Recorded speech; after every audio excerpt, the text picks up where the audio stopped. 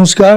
আজকের আলোচনার বিষয় হচ্ছে 2026 সালে তুলা, বৃশ্চিক আর ধনু রাশির কেমন যাবে। 2026 সালটা রবির বছর, মঙ্গলের বছর শেষের পথে।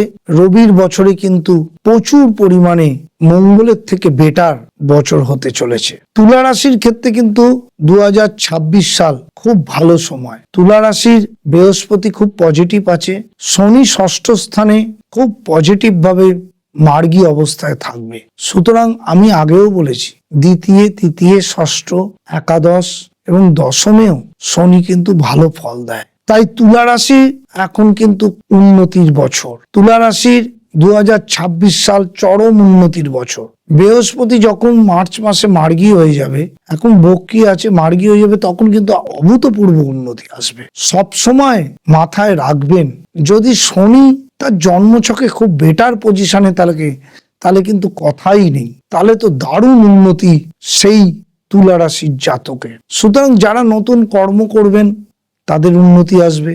তুলা রাশির লোকেদের নতুন ব্যবসা করলে মার্চ মাসের পর থেকে করুন, চরম উন্নতি আসবে। বা যাদের ব্যবসায় এতদিন চলছিল না বা কর্মজীবনে ভালো চান্স খুঁজছিলেন, তাদের কিন্তু চান্স আসবে মার্চ মাসের পর থেকে। বিয়ের ক্ষেত্রে জটুক বিচার করে বিয়ে করবেন, দেখবেন আগামী দিন খুব ভালো যাবে। ব্যবসা প্রচুর উন্নতি, নতুন বাড়ি গাড়ি হওয়ার যোগ আছে।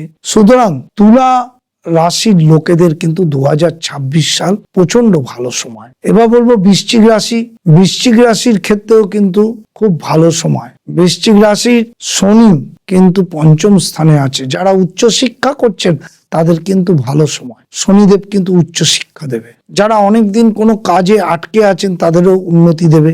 বৃহস্পতি ভালো পজিশনে রয়েছে, সুতরাং কোনো অসুবিধা নেই। মার্চের পর বৃহস্পতি মার্গী যখন হয়ে যাবে, বৃশ্চিক রাশি আরো ভালো সময় আসছে। প্রমোশন অনেকদিন আটকে ছিল, সেই প্রমোশন হবে। কর্মের ক্ষেত্রে উন্নতি, ব্যবসা যারা করছেন ব্যবসায়িক দিক দিয়ে উন্নতি, সব দিক দিয়ে বৃশ্চিক রাশির কিন্তু খুব ভালো সময়।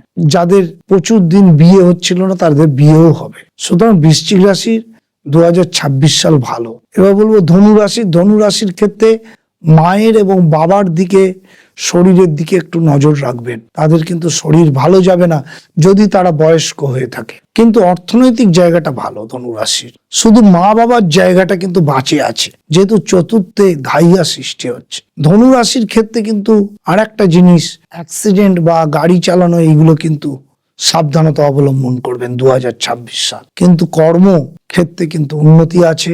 যাদের শনি বলবান আছে তাদের কিন্তু আরো ভালো সময় যাবে। কিন্তু ধাইয়া থাকলে কিন্তু 2.5 বছর একটু সাবধানতা অবলম্বন করতে হয়। সব বিষয় ভেবে চিন্তে এগোনোর চেষ্টা করবেন, দেখবেন ধনুরাশি লোকেদের সাফল্য কেউ আটকাতে পারবে না। আমি বারবার করে বলি, জন্মছকটাকে বিচার করে নেবেন ভালো অ্যাস্ট্রোলজারকে দেখিয়ে, কারণ কার জন্মছকে কি আছে সে তো নিজে জানে না। তাই আমি সবসময় তাদের বলি জন্মছকটাকে অ্যানালাইসিস করে সঠিক প্রতিবিধান নেওয়া উচিত, তবেই সাফল্য, তবেই লাইফে এগোতে পারবেন। ধনুরাশির ওভারঅল জন্মছক খুব ভালো 2026 সালে।